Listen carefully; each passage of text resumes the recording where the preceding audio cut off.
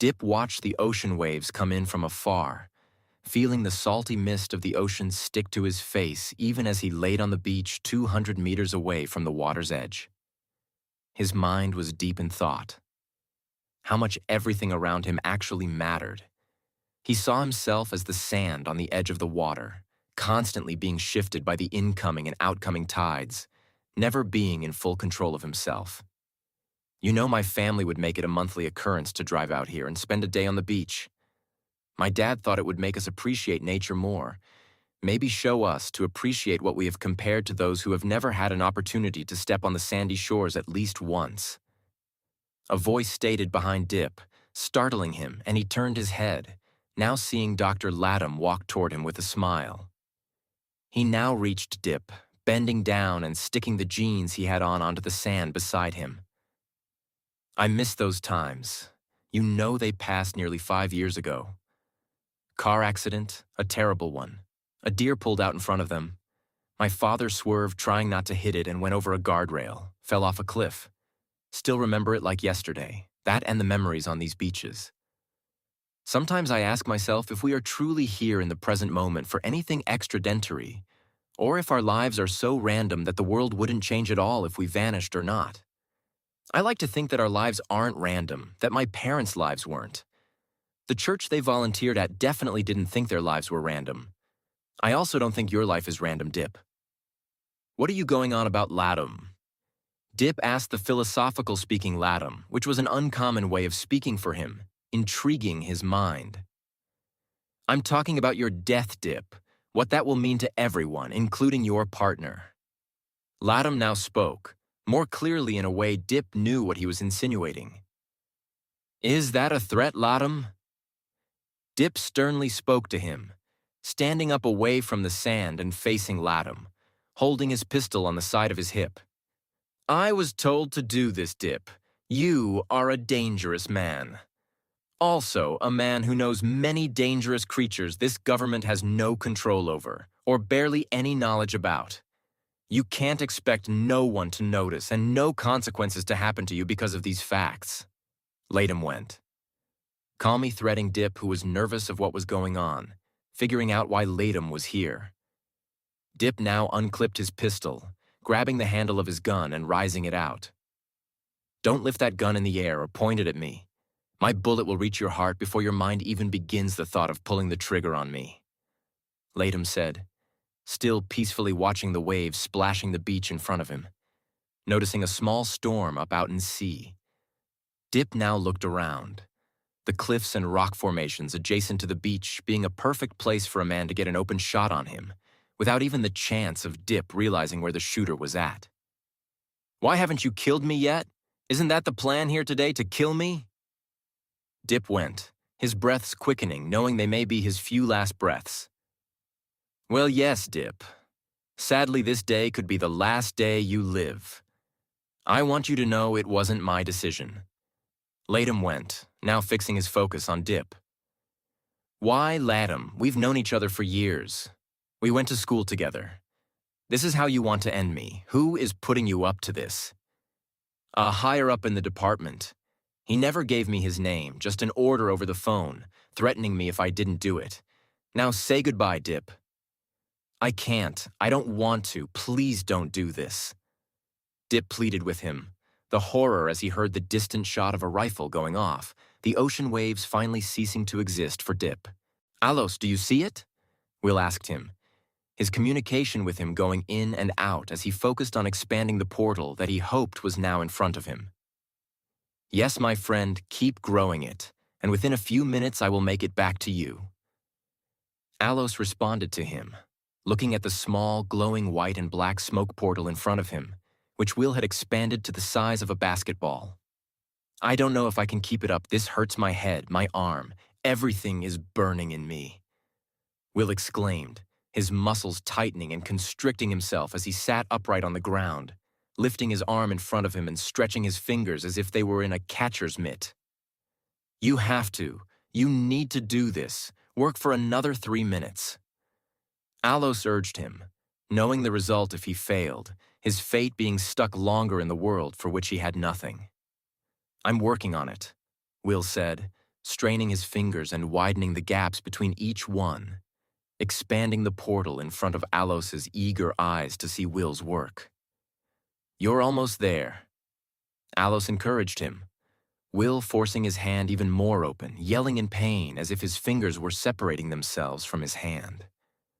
The portal now starting to slowly expand, and Alos waited for the perfect moment for when he could easily slide through. "I can't keep this up forever." Will yelled out in the room and to Alos, himself getting the message and backing up a few feet from the portal. He now looked at it, knowing within a few seconds it would be wide enough to fit his body through. The pressure started to build, and after a quick breath of confidence, he commanded to Will, "In 5 seconds, close it." Alos now sprinted at the portal, jumping up and extending his arms out, which hit the middle of the circle going through, and he dived his body through, landing in a patch of grass and looking back at the portal from Earth soil, the portal closing in on itself instantly after. In Will's room, he now clenched his fist, the sudden movement causing a reaction down his arm as he twirled around on the floor, holding his hand which felt like it had been bitten by thousands of fire ants. He let out another scream in pain, now slamming his fist into the floorboard. His hand started to now become numb, or at least cool down from the initial pain he had faced, but still figured he had the inability to move any of his fingers, and knowing he wouldn't want to even if he could. Will then heard something from behind him, the tiny sound of an animal walking behind coming from the closet. He looked over, immobilized while on the floor, but seeing the small outline of an animal hiding in the closet, not much bigger than the common rabbit which was taught to him by Nick. "You're okay, buddy?" Will said to the animal, the idea of him scaring the creature while closing the portal being a likely possibility. He used his other arm to drag himself over, noticing his breath slowing down and his eyes closing, not having the energy to keep them open. "It's just a headache. You just need to hydrate more and probably eat healthier food. Give your body 2 to 3 days rest and don't look at any screens. People are saying that's the new cancer these days.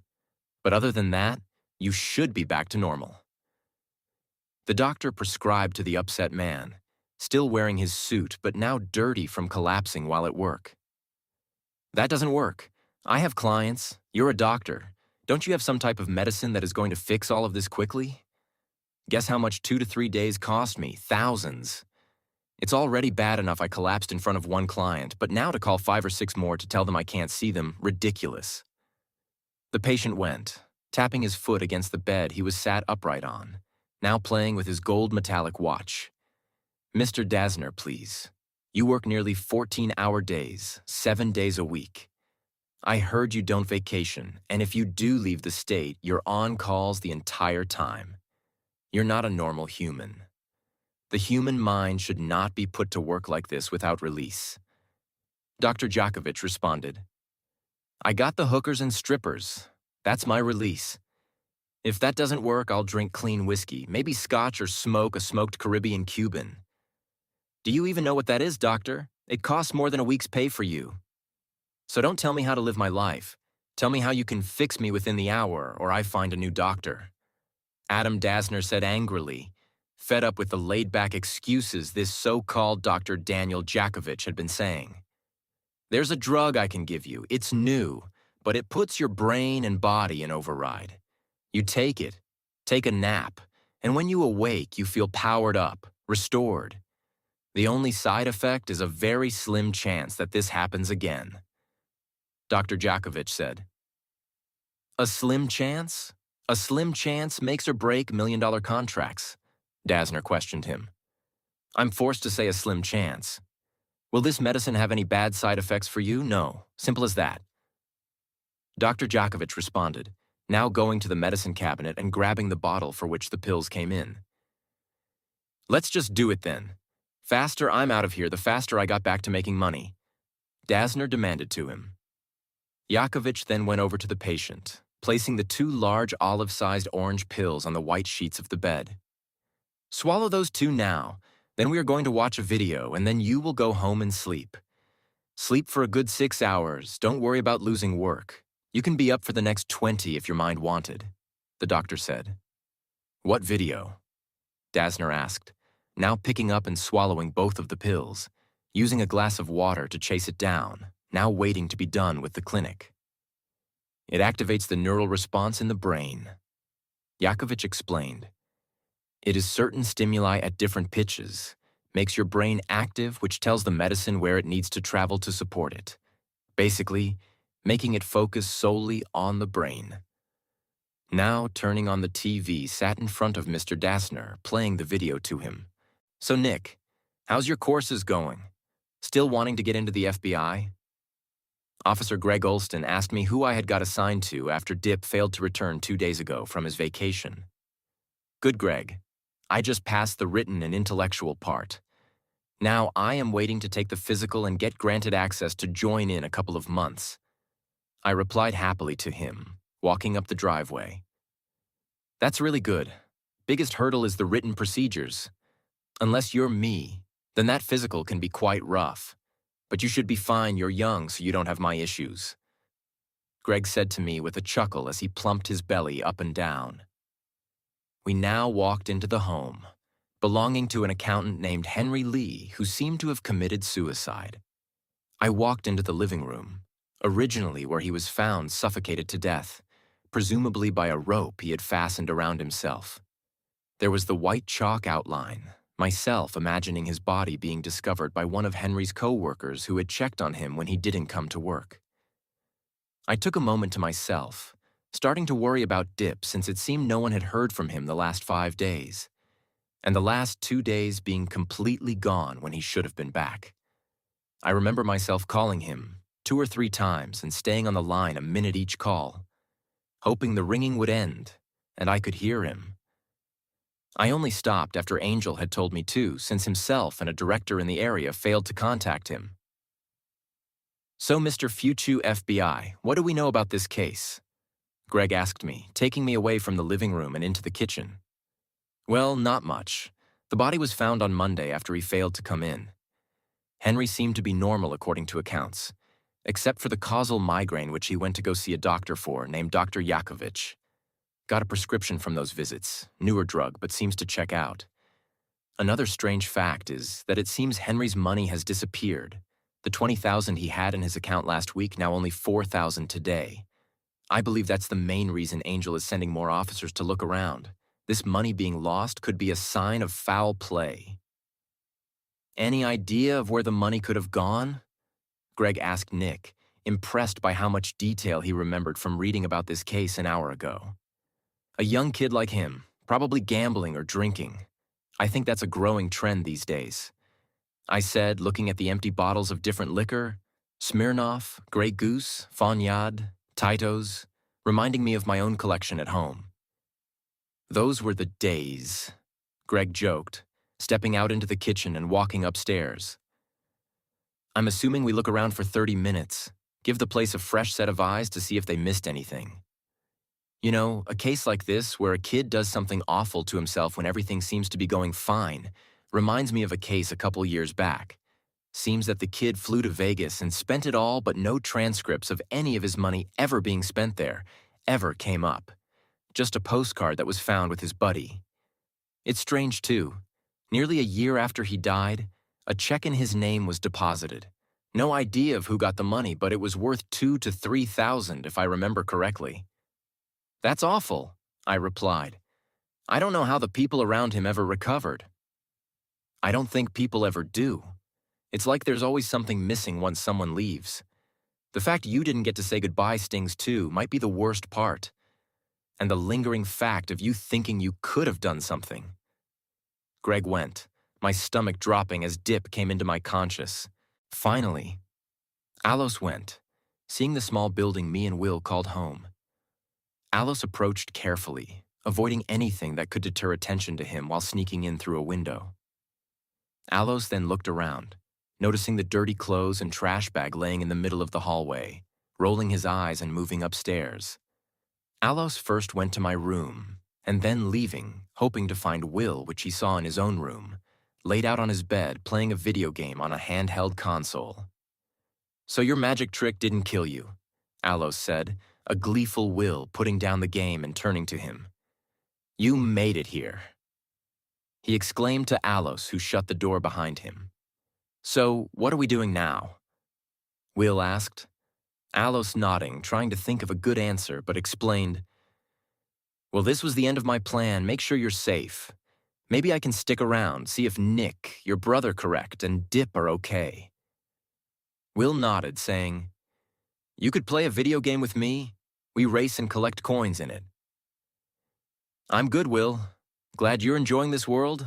Lot better than the hell I came from." Passing up his invitation. Footsteps now came from downstairs, forcing Alos and Will to look at the door. No one should be home. Nick is gone doing police stuff and his roommates all have class. Alos opened the door, peering down the steps and seeing the landing pad with nothing in sight. "I want my egg, you tiny humans. Give it or die." A taunting voice went through the house. Alos went down the steps, seeing a blue figure in the kitchen, flowing tentalsas in the back of its head now spiking up as the creature looked over to Alos. The creature instantly fired a red bolt, Alos ducking out of the way as it burned a hole into the wall. "Who's this black figure human? Did Krell not trust me to finish this job? You're not already dead, are you? I would hate to be talking to a corpse." The creature went from downstairs. "Who are you?" Alos called out from the living room adjacent to the creature. "Perry, and I would love to know yours." The creature responded. "What are you doing here? Did you escape through Will's portal too? Did Gallon send you?" Alos asked Perry, now moving across the dining room he was in, seeing the back side of this Perry creature. His tentacles immediately went up, and he turned around, blasting the doorway with Alos being a foot away from the dart. "A portal? Is that like a travel tunnel? And who's Gallon? If he's from the Ishmael group, then he might get even madder when I kill you, considering the fact I killed 5 out of his top 7 hunters." Perry went, chuckling and reminiscing on old times. Perry waited for Alos's response, and with none being given, Perry remarked, "If I have to, I can force the information out of you. I don't think Krell will approve of my tactics, but it doesn't matter if he never knows." Perry then walked into the dining room slowly, Alos rushing up the stairs and moving into Nick's room, Will scared and hidden in his own. Perry now followed Alos's scent, going up and into the room where Alos sat beside him, lunging and pushing him. Perry responded quickly, throwing a punch at Alos, then twirling him, causing him to fall against the bed, his silver pistol now aimed at Alos's head. "I don't recognize your species. What planet are you from?" Perry asked. "Bad choice of words," Alos said, preparing for his death when Perry got flung against the wall by a beam of black and desert beige color. Alos looked over, Will in the doorway with his arm up from where the beam had come from. "They talked about powers from the ancients," Alos said, now rushing himself and Will out the door. "Can you drive?" Alos asked Will once they had reached downstairs.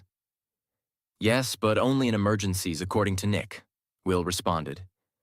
Alos nodded, adding, "If this doesn't count, I don't know what does." Now watching Will grab the keys and go outside, going to an older car Nick had picked up for Will. They backed out, leaving the door of the house open and squealing down the road, causing a scene with the neighbors. Perry now stood up in the room, pulling out a device and seeing the signal he was following still nearby, knowing that Alos and the human left the egg there. He went into Will's bedroom, pulling half of the opened egg out from under Will's bed, the yolk still hot as he smeared it off his hand onto a blanket. Sirens now came on from outside, reminding Perry of the government building he had raided, the blue and red colors coming through the windows in the front. Perry knew he had to escape, that the fate of the planet would be destroyed if he didn't in the slim chance the responding officers killed him. He jumped out the back window running, the police officer putting in his description to the dispatcher as he saw him escape.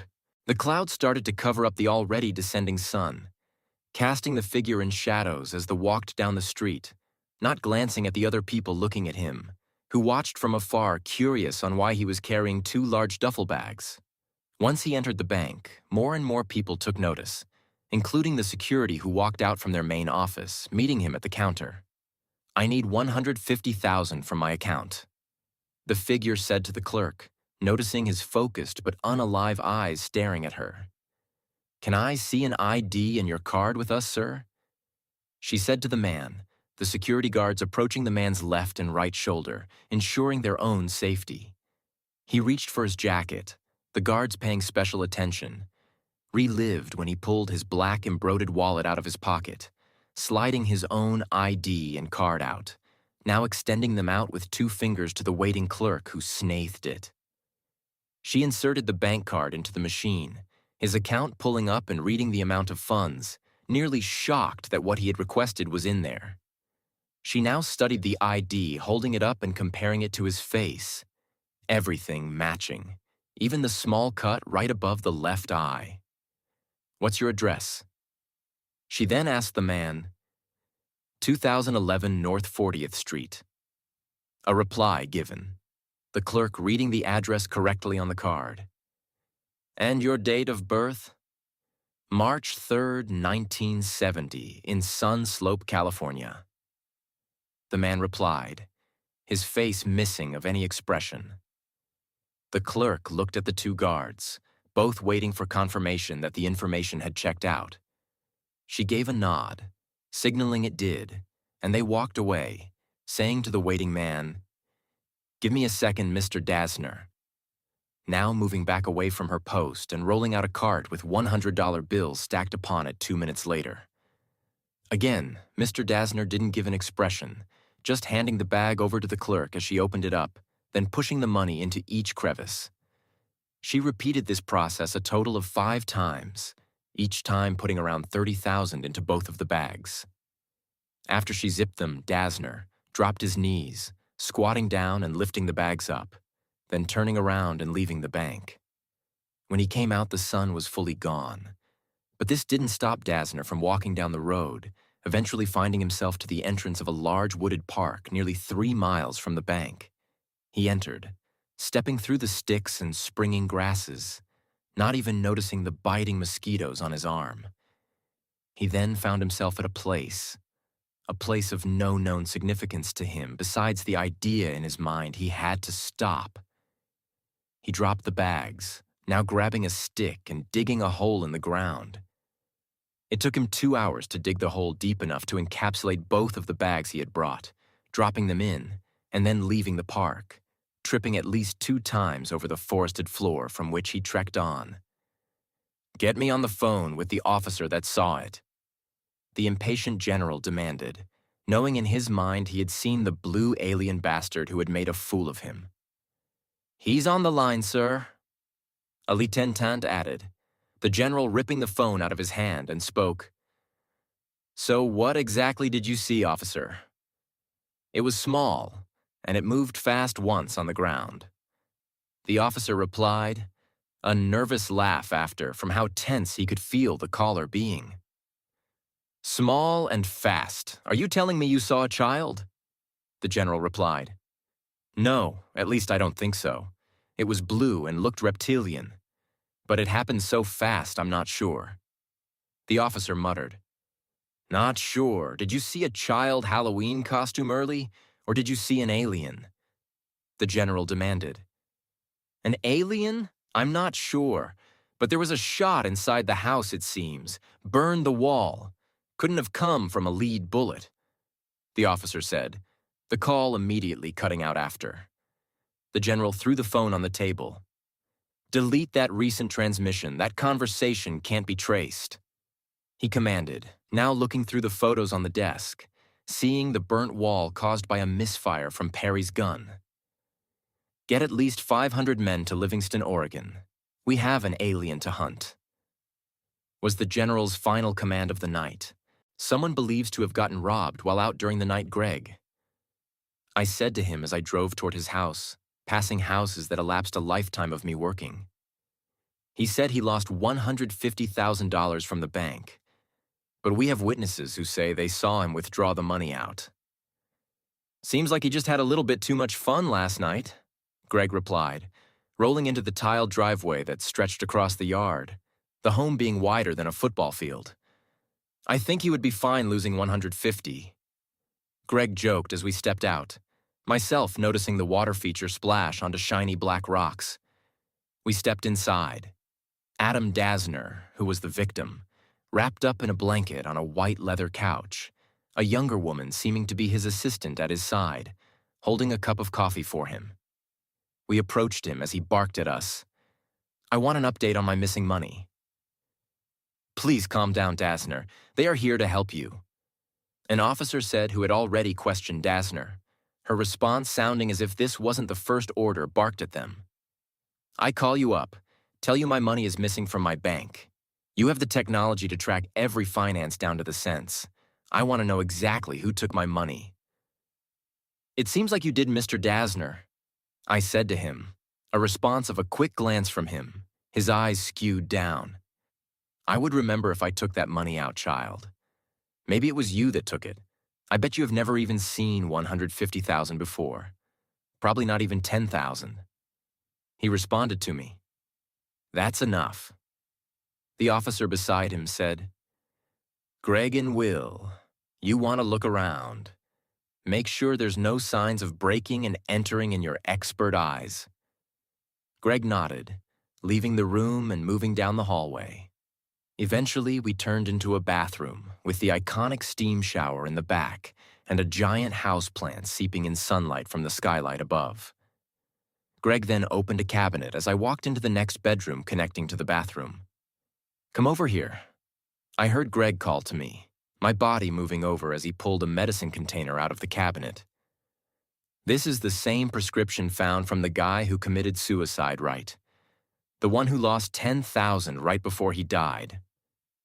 We left the bathroom, returning to the living room and asking Mr. Dasner, "What can you tell us about this medicine?" He looked at it and asked, "What does my medical history have to do with solving this case?" I replied to him, "It's just official work we are doing. Could be a lead, could not be, but the information from this is important." Dasner rolled his eyes, knowing we wouldn't be easy to stray away from this topic. "I take these for my head. Supposed to be a new, up-and-coming drug. My doctor Jakovic gave me it." I nodded, relating the information from the other case and telling Greg, "We have to go and see about this new lead." Leaving the room as Dasner asked, "These little pills I take better help them find my money." We arrived to the hospital 10 minutes later, asking the receptionist who told us that Jakovic was in today. We came to his office, asking him, "You are giving out a medicine for headaches. Tell me about that." Jakovic smiled, saying, "It's client confidentiality. I can't give that information up." I looked at him, Jakovic now asking, "You need to leave if you don't have anything else for me. I have another patient soon." Greg now moved across the room, playing the TV. A video popped up, Jakovic's voice calmly saying numbers out the speakers, a slow and hypnotic wave appearing on the screen of black and white shades. "What's the numbers about?" I asked him, Jakovic now backing up and defensively saying, "You need to leave now." The video kept playing, Greg now figuring the meaning GPS. The police were in the forest an hour later, grabbing the 150,000 out from where Jakovic had told Dasner to place it. Jakovic was then arrested, myself going with him to be booked at the station, him cussing at me as he was taken, an endless rage of me ending a plot which could have extended for years. I then turned to the captain's office, hoping to update him on the latest arrest. Inside, I found Captain Angel at his desk, his ears focused on radio communications from the local parks department. "We have an animal here in the woods. It's attacking everything it sees, including 2 hikers. Military personnel has made contact and is closing in to the location. Backup is requested. This is a code red for animal control. Repeat code red for animal control. Eliminate subject any means necessary."